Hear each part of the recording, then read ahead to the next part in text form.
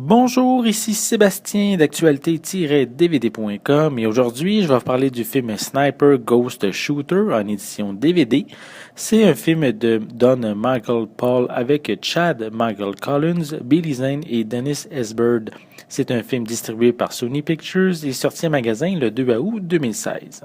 Chargé d'assurer l'intégrité d'un oléoduc, les tireurs d'élite Brandon Beckett et Richard Miller échappent à une attaque contre leur unité qui fait plusieurs morts parmi leurs collègues. Ils se mettent alors en quête de découvrir si cette intrusion est due à une taupe au sein des leurs.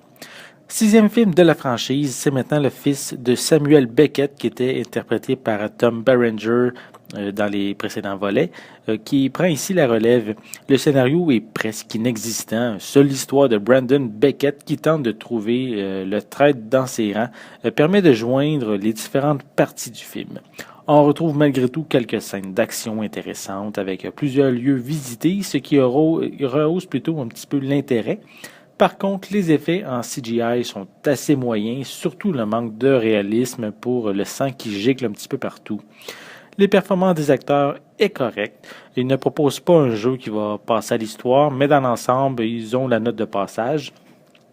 Billy Zane, même s'il est au premier plan sur la pochette, n'aura que 10 à 15 minutes de présence à l'écran, et c'est encore pire pour Dennis Haysbert, qu'on ne voit que 2 à 3 fois en colonel, donnant des ordres.